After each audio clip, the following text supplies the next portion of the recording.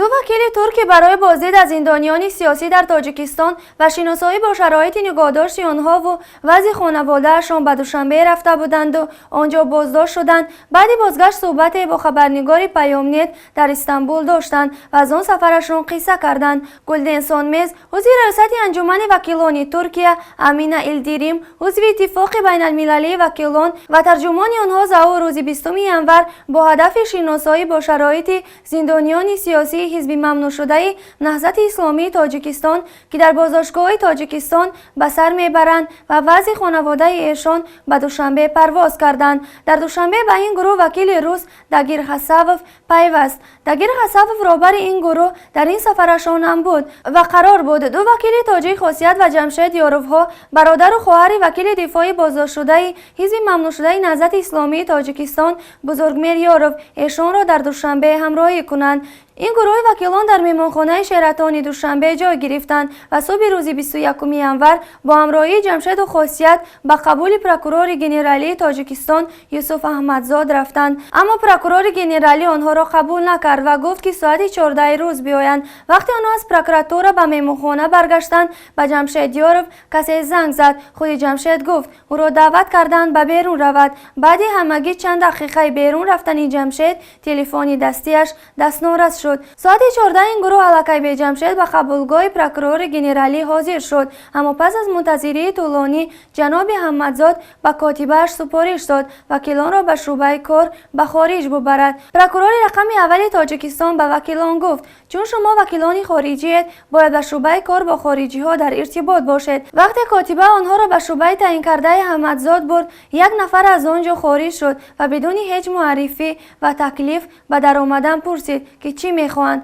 چون نامه آنها را دید که برای حمایت از محبوسان حزب ممنوع شده نهضت اسلامی تاجیکستان آمدند، حس ترس او را فرا گرفت و از ایشان سوال کرد چرا میخواهند از تروریستان دفاع کنند. این نماینده شعبه کار با خارجی پروکراتور ژنرالی در دالان بنا خیلی حزب نهضت اسلامی تاجیکستان را سیاه کرده و گفته است نباید وکیلان دفاع آنها را به دوش میگرفتند. او گفته است این نفران بسیار خطرناکند و حمایت از ایشان برای وکیلان مشکلی زیاد می آورد و گفته است این کار الکی تمام شده است و دیگر هیچ وکیل نمیتواند به آنها کمک کند. چنانه که خبر دارد چند پیش در یک حالت فوق‌العاده اعضای ریاست حزب نهضت اسلامی را از شمول برجسته‌ترین سیاستمداران و علماهایش را مقامات تاجیکستان بازداشت کردند. در این باره در رسانه‌های جهانی خبرها خیلی زیادند.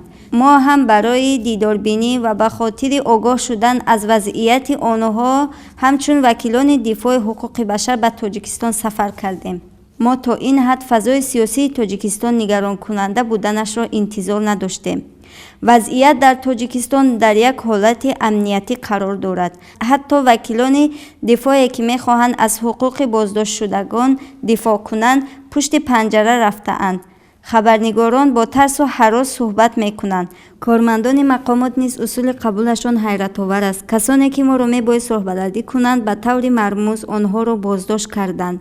و نهایت ما را که وکیلان دفاع درجه بین المللی هستیم بازداشت نموده مورد پرسجو قرار دادند. پرسجویشان نهایت درشت و غیر اخلاقی بود. در عموم میتوان گفت که وضعیت حقوق در تاجیکستان نهایت نگران کننده است. وکیلان گفتند از خانه‌های نماینده پروکراتور احساس کردیم که نه تنها حمایت از حزب ممنوع شده نهضت اسلامی تاجیکستان، حتی سخن گفتن از آن در تاجیکستان تابو است. سفر هیئت وکیلان بین المللی به تاجیکستان به خاطر بررسی پرونده های بازداشت شدگان حزب نهضت اسلامی تاجیکستان و وکیلان مدافع آنها که آنها هم بازداشت شدند و مورد تعقیب، فشار و بازجویی قرار گرفتن آنها توسط مقامات امنیتی و پلیسی تاجیکستان چند چیز را نشان می‌دهد. اول اینکه فضای ترس و هراس در این زمینه به شدت وجود دارد، به یک نوع وحشی وجود دارد که در مسئله بازداشت شدگان حزب نهضت اسلامی تاجیکستان هیچ نفر، خواه اون از نزدیکان این بازداشت شدگان باشد، خواه یگان دیگر اندیش باشد یا روزنامه‌نگار باشد یا حتی وکیل خارجی باشد، اگر خواهد که در این مسئله دخالت کند به شدت برخورد می شود و یک فضای ترس و وهم را در جامعه به وجود آوردند.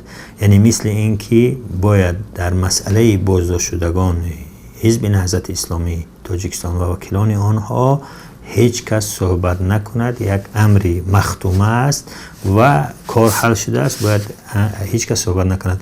و اینکه در پروکاتور تاجیکستان گفتند که اونها بیرون از موضوع صحبت کردند. بیرون از موضوع هم همین است که اونها درباره این بازداشت شدگان صحبت کردند و مقامات ما به این نظر است که موضوع بازداشت شدگان حزب نهضت این موضوعی بحث نیست، باید هیچ کس در این باره صحبت نکند. دوم چیزی که میتوان از این سفر وکیلان بین المللی برداشت کرد این است که روندی یعنی محاکمه بازداشت شدگان حزب نهضت اسلامی تاجیکستان ناعادلانه و ناشفاف است.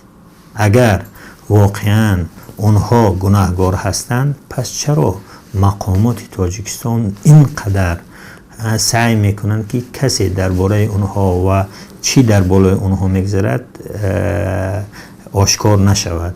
پس معلوم است که اونها بیگناه هستند. از این خاطر میترسند که صحبت روزنامه‌نگار یا صحبت خویشاوندان اونها یا وکیلان خارجی بین المللی در مورد آنها بر رسانه‌ها و جهان چیزهایی را آشکار میکند که مقامات تاجیکستان نمیخواهند، یعنی آشکار کردن حقایق و دروغ بودن اتهامات آنها. و سوم چیزی که میتوان از این سفر آنها برداشت کرد این است که وضعیت زندانیان واقعا دهشتناک هستند. اونها هیچ کس خبر ندارد که اونها در چی حال هستند و چی وضعیتی دارند که متاسفانه چنین برخورد با زندانیان سیاسی در تاجیکستان وجود دارد. چهارم چیزی که میتوان در این باره صحبت کرد این است که وقتی که با وکیلان خارجی چنین به شدت برخورد می شود، معلوم است که اون وکیلان وطنی، وکیلان دفاع وطنی چی جرأت کرده؟ آیا جرأت کرده میتونند که در این باره صحبت کنند؟ وقتی که مترجمی وکیلان بین المللی لطوکوب می شود، وقتی که اونها زیر فشار روانی قرار می گیرند و زیر تعقیب قرار می گیرند و تهدید می شوند که دیپورت می شوند، پس یک ادوکت وطنی چی باید کرد؟ و به همه معلوم است که سرنوشت برادر بزرگ میریاروف به همین خاطر بود. امروز اون روانه زندان شد به خاطر اینکه درباره در این مسئله صحبت کرد. از این خاطر من در آخر از سازمان‌های بین‌المللی، بخصوص سازمان‌هایی که در زمینه حقوق بشر فعالیت می‌کنند و همچنین از سازمان ملل متحد، سازمان امنیت و همکاری اروپا، اتحادیه اروپا و دیگر سازمان‌ها و همچنین از کشورهای کفیل صلح و دیگر کشورهای دوست می‌خواهیم که در این مسئله بی تفاوت نباشند، خاموش نباشند. این مسئله انسانی که در تاجیکستان وجود دارد توجه بدهند تا اینکه موارد نقض حقوق انسان ها در این کشور که معروف است با نقض حقوق بشر بیشتر و افزایش نیابد.